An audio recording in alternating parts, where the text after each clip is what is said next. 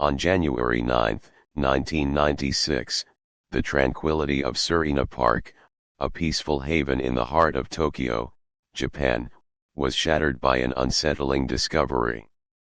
The park, known for its lush landscapes and serene atmosphere, was the last place anyone expected a crime to unfold. It was early on a cold Tuesday morning when an object wrapped in a blanket was found on a vacant lot near a parking area.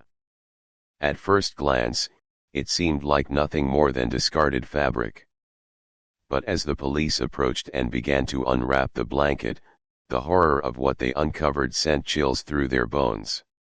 Inside the blanket lay the charred body of a woman, her features unrecognizable, her head missing. The once peaceful park, which had been a sanctuary for many, now held a grim secret. The police were quick to act, and as they began their investigation, the victim was identified as Mchi Yoshitomo, a 41-year-old woman from Ibaraki Prefecture. Her life had ended in a horrific and violent way, and the police knew they were dealing with something much darker than a random act of violence. What made this case even more chilling was the discovery of DNA evidence on the blanket that would lead the investigation in a terrifying direction. The DNA linked the crime to a name that many thought was long behind them: Ono Etsuo. Etsuo had once been a notorious figure in Tokyo, known for his criminal past involving theft, arson, and other violent acts. But it wasn't just his criminal history that made him infamous, it was the terrifying series of attacks on young women that he had been accused of decades earlier. Despite being repeatedly seen near crime scenes and having a past that matched the methodical brutality of these crimes, Etsuo had somehow been acquitted, leaving many to wonder if justice had truly been served. Now, with Mchi Yoshitomo's body found in such a gruesome state, Etsuo's name resurfaced in the media, reigniting the debate about his involvement in the crime. Could he really be the killer this time, or had he been unjustly accused once again? The questions swirled as investigators delved deeper into the case, but one thing was clear: the peace of Surina Park had been irrevocably broken, and the past was now haunting the present in the form of a name that many had hoped to forget. The connection between Ono Etsuo and the grisly murder of Mchi Yoshitomo reached deep into the past, intertwining the present with the dark history of a man who had been both a suspect and a symbol of a justice system's failure. 20 years earlier, Etsuo had been the prime suspect in a string of brutal assaults and murders that had left the people of Tokyo terrified. His name was whispered in hushed tones, his criminal past hanging over him like a dark cloud. Though he had been convicted of several crimes such as theft and arson, his involvement in the gruesome attacks on young women had never been fully proven. Etsuo's criminal record was long and filled with disturbing patterns. Time and time again, he had been seen near the scenes of these violent acts, and the methods used in the attacks seemed to match his known tendencies. He was a man of small stature, with sparse hair and a square face that was impossible to forget. Yet, despite his proximity to each crime, and the circumstantial evidence that seemed to point to him, Etsuo was acquitted. His case became a highly publicized sensation, with some seeing him as a tragic victim of a flawed legal system, while others believed that he had truly gotten away with murder. His acquittal had raised unsettling questions that had never been answered. Now, 2 decades later, Etsuo's name resurfaced in connection with the horrific murder of Mchi Yoshitomo. But this time, the stakes were higher. This wasn't just another attack that could be explained away. This was the discovery of a body, disfigured and burned beyond recognition, eerily similar to the other cases he had been involved in. How could this not be the same man, the same pattern? The evidence, while circumstantial, began to stack up against him once more. Mchi Yoshitomo, the latest victim, had been living a life of uncertainty.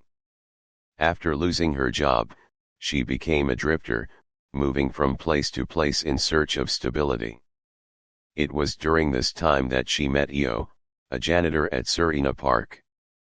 They started living together, but their relationship quickly soured. Mchi's neighbors had noticed her at Io's apartment a few months before her disappearance, but things had changed. They heard shouting coming from Io's apartment just days before Mchi vanished. The argument between the two had been loud and intense, and afterward, Mchi was never seen again. What happened that night became the focus of the investigation. Could Mchi have been another victim of Io's volatile temperament? Was he responsible for the brutal assault and murder, or was he once again being wrongfully accused?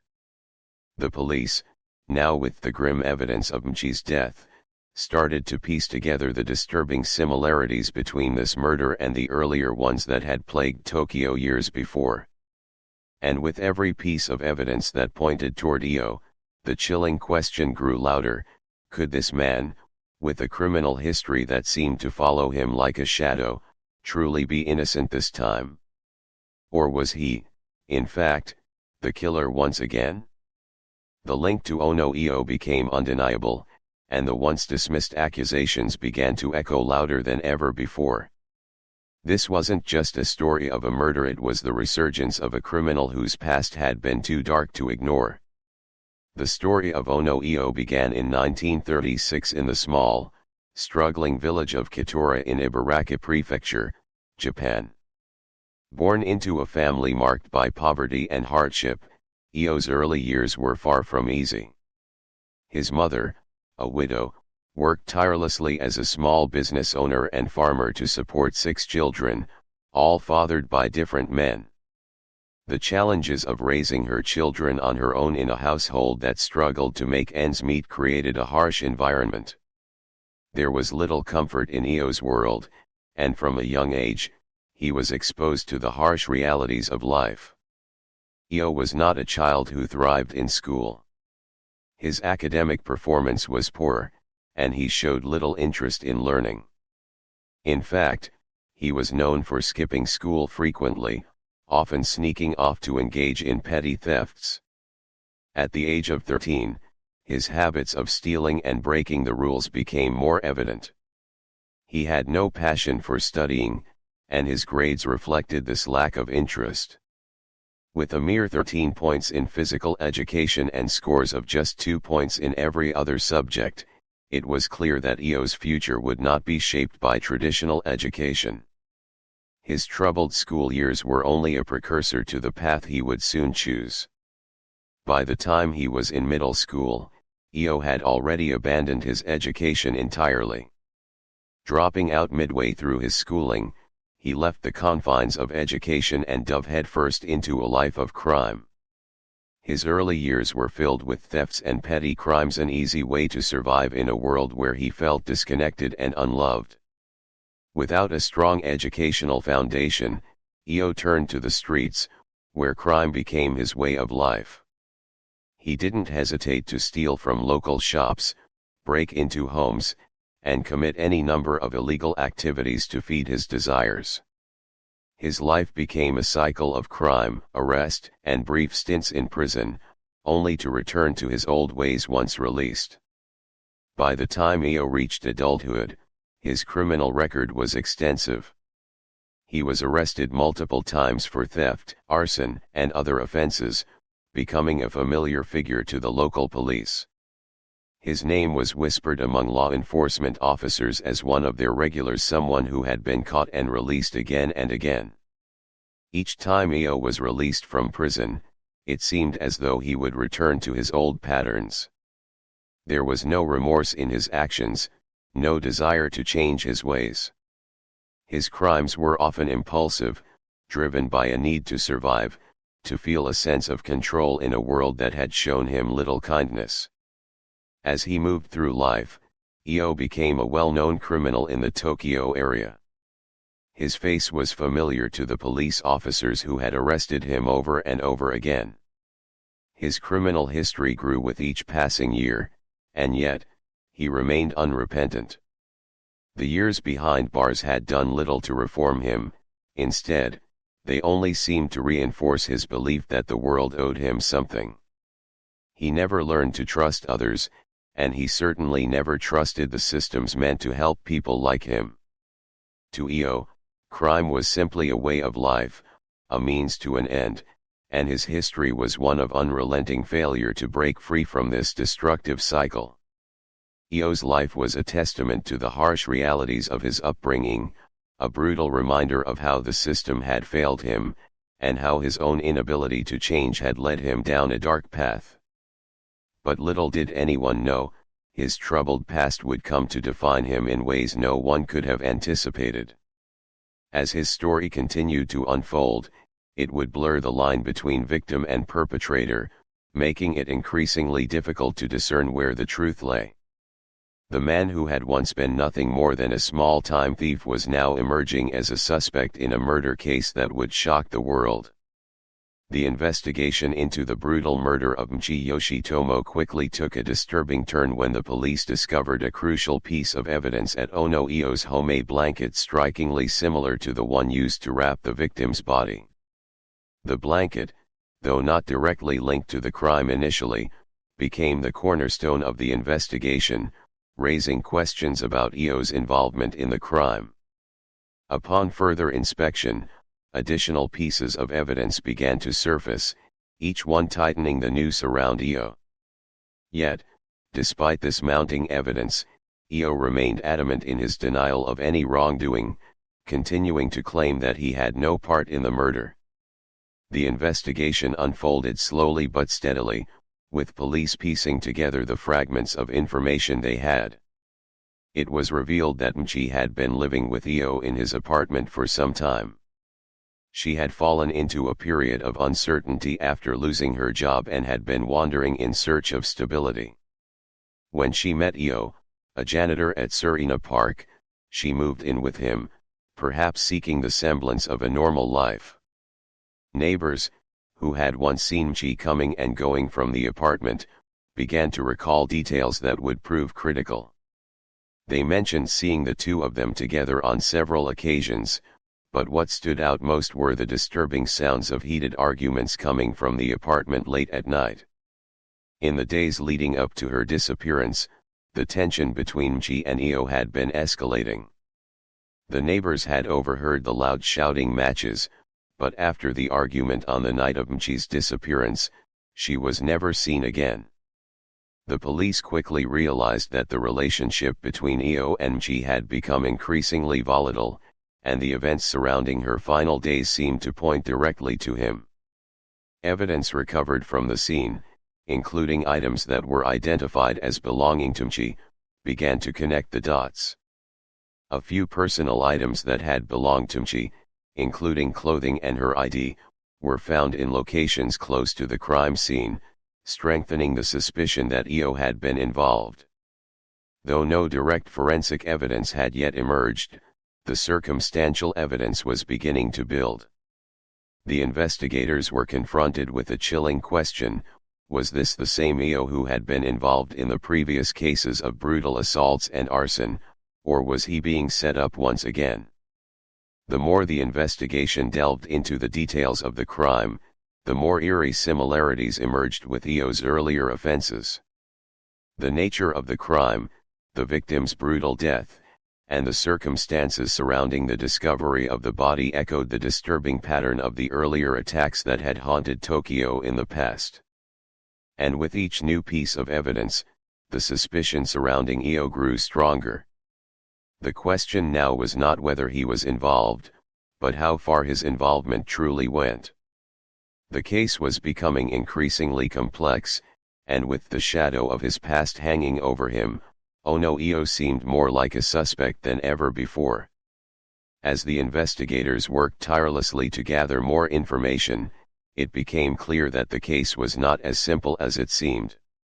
Was Eo the killer, or had he once again been caught in a web of suspicion due to his dark past? The lines between guilt and innocence were starting to blur, and the case was poised to take an even darker turn. The arrest of Ono Etsuo marked a turning point in the investigation, and the case seemed to be heading toward a resolution. During the interrogation, Eo's demeanor shifted, and he eventually confessed to the murder of Mchi Yoshitomo. He claimed that the killing had occurred in a moment of intense rage, triggered by a confrontation with Mchi over money and her desire to leave him. According to Io, he felt betrayed and angry, believing that Mchi was using him for money. When she demanded a large sum to leave, the argument spiraled out of control, and in a violent outburst, he struck her with a baseball bat, ultimately ending her life. Io's confession was detailed, painting a picture of a man overwhelmed by his emotions and driven to an impulsive act of violence. However, the confession quickly became a source of doubt and controversy. As the police pieced together the evidence, inconsistencies began to surface. Io's detailed recounting of events raised questions, particularly as some of the facts he mentioned didn't align with the physical evidence at the crime scene. For example, Io's confession stated that he had wrapped Mchi's body in a blanket and left it in the parking lot, but the police had already found evidence that didn't match his description. Some of the items found at the scene weren't mentioned in his account, and there were discrepancies in the timeline of events he provided. These contradictions led to growing concerns about the reliability of his confession. Some investigators began to suspect that Io's admission of guilt might have been the result of coercion rather than a voluntary acknowledgement of his actions. Io had spent hours under intense interrogation, and many began to question whether the pressure of the questioning had forced him into confessing to a crime he might not have fully committed. The tactics used by the police in the interrogation, including isolation and relentless questioning, were not uncommon in high-stakes criminal investigations. But now, they seemed to have cast a shadow over the validity of the confession. As the investigation deepened, more and more people began to wonder whether Io's confession was truly his own or whether it had been shaped by the circumstances of his interrogation. Legal experts, journalists, and even members of the public began to voice their concerns, questioning the ethics of the police's methods and the fairness of the process. Was this confession a true reflection of Io's guilt, or was it the product of a broken system that had forced him into admitting something he didn't do? The case became increasingly controversial. Io's supporters, who had long believed in his innocence, started to rally behind him, suggesting that his confession had been made under duress. They pointed to the flaws in the investigation and the inconsistencies in the evidence, arguing that the police had jumped to conclusions too quickly. On the other hand, those who had been following the case with skepticism questioned whether the confession, despite its flaws, was enough to seal Io's fate as the murderer. The question that lingered in the air was simple yet chilling: did Io really kill Mchi Yoshitomo, or was he once again being manipulated by a system that had already failed him once before? The more the investigation unfolded, the more complex the case became. What seemed like a straightforward confession now appeared to be a web of contradictions and doubts, leaving everyone involved to question the true nature of justice. Could Io be telling the truth, or had he been broken by the system that had already defined him as a criminal? The case wasn't just about a murder, it was about a man's fight for his own identity in the face of overwhelming pressure and the question of whether anyone, regardless of their past, could ever truly escape the shadows of their history. The courtroom buzzed with tension in 1998 as Ono Etsuo was put on trial for the murder of Mchi Yoshitomo. The case had captured the attention of the entire nation, and now the moment of reckoning had arrived.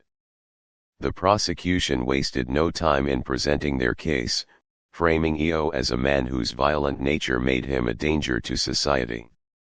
They argued that his history of criminal behavior, his past convictions for theft and arson, and the disturbing pattern of violence had culminated in the murder of Mchi.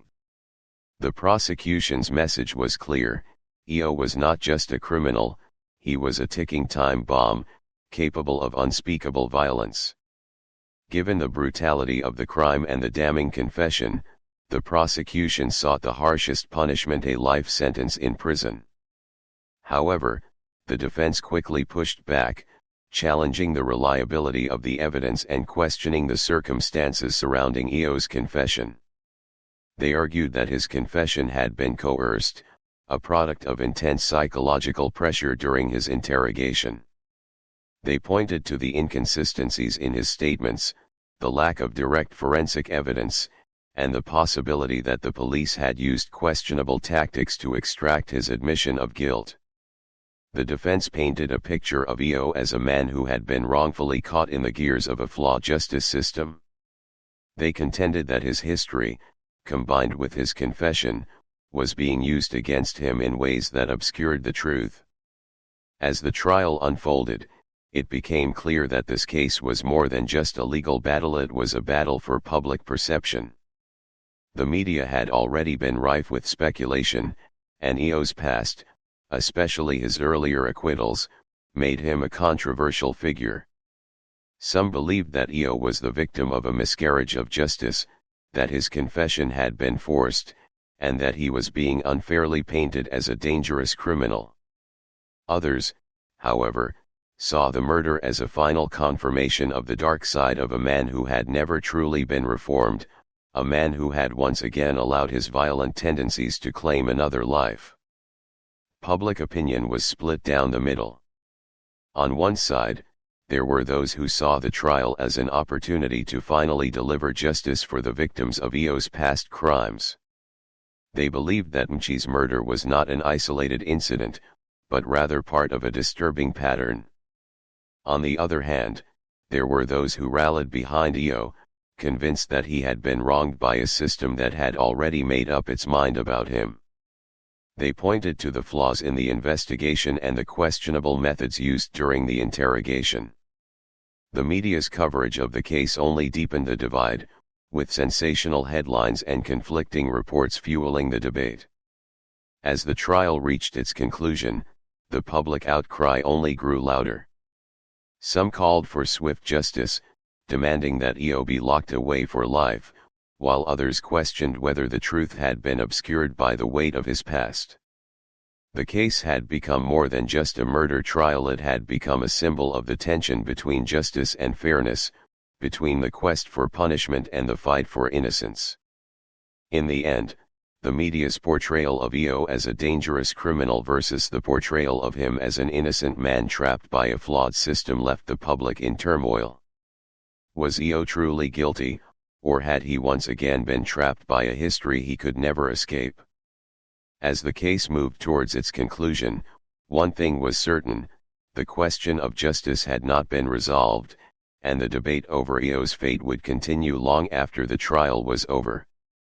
In 1999, after a lengthy and highly publicized trial, the court finally delivered its verdict: Ono Etsuo was found guilty of the murder of Mchi Yoshitomo.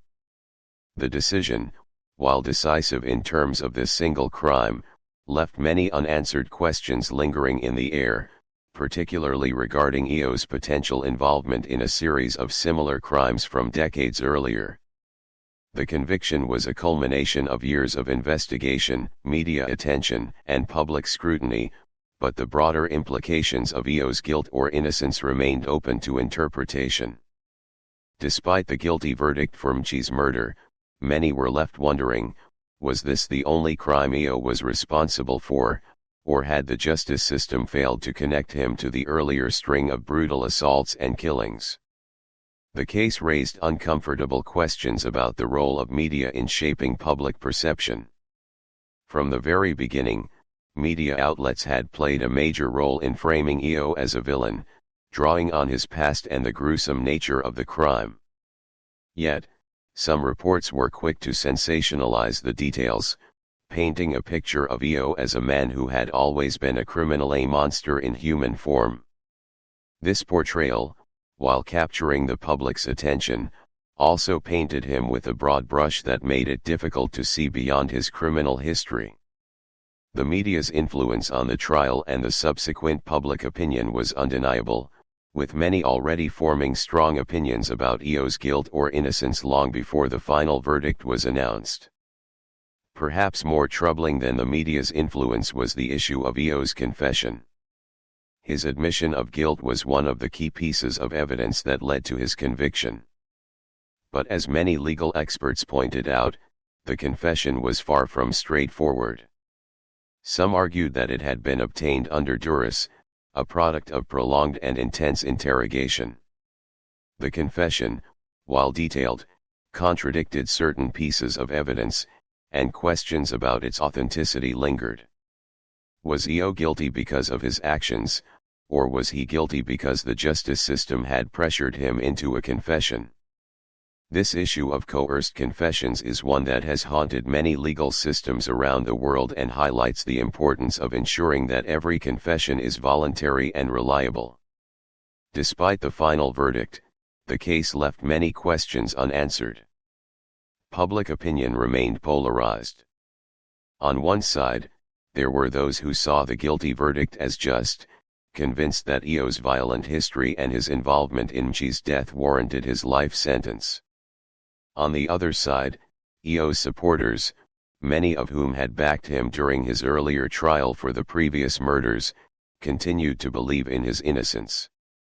They argued that Eo had been wrongfully convicted, just as he had been in the past, and that the justice system had once again failed him. For them, his story was not one of guilt but of a man trapped by a system that had already made up its mind about him. His case became a cautionary tale, a warning about the dangers of rushing to conclusions, of labeling someone a criminal without considering all the facts, and of the need for a fair and unbiased investigation.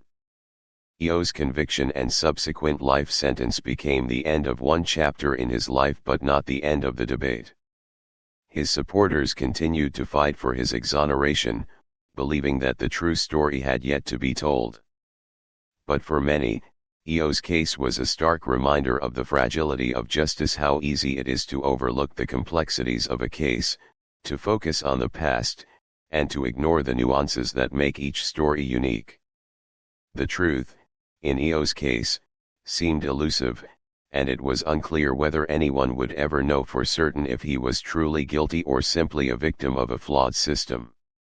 In the years that followed, the case became emblematic of the need for more thorough and careful investigations.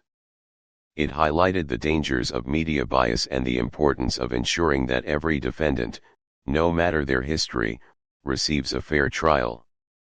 The story of Ono Etsuo, from his initial wrongful conviction to his ultimate guilt in Mchi Yoshitomo's murder, remains a haunting reminder of how justice can be twisted and how easy it is for a person's life to be shaped by the weight of their past, regardless of the truth. The case of Ono Etsuo remains one of Japan's most debated and controversial criminal cases, a haunting chapter in the country's legal history that continues to stir emotions and fuel intense discussions.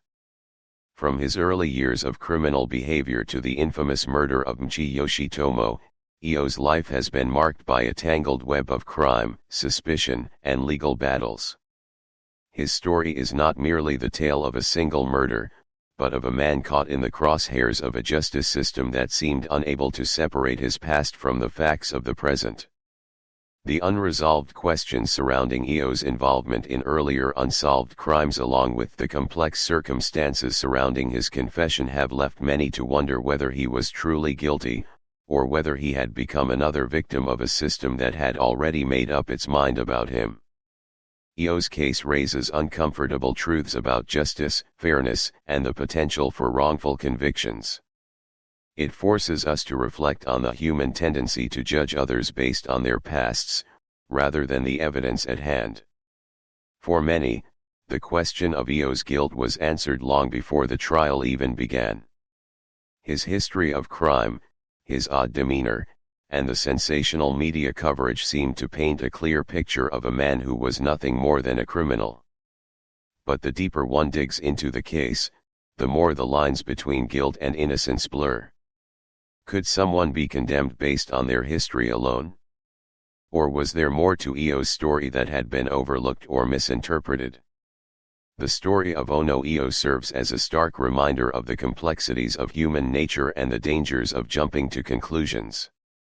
It highlights the perils of assuming guilt based solely on appearances or a past filled with wrongdoing.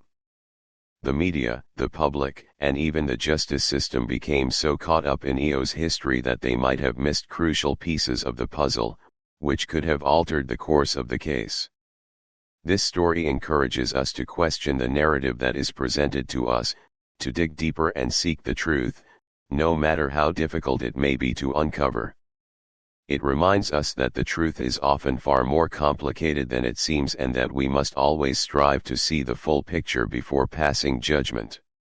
In the end, Ono Etsuo's life and trial continue to serve as a cautionary tale, a warning about the dangers of prejudice, the importance of fairness, and the need for a legal system that is willing to set aside assumptions and look at the facts. The case leaves us questioning whether justice was truly served or whether, in the rush to convict, a man was punished not just for his crimes, but for his past. The truth, as always, remains elusive, hidden beneath layers of history, human nature, and the complex dance between guilt and innocence.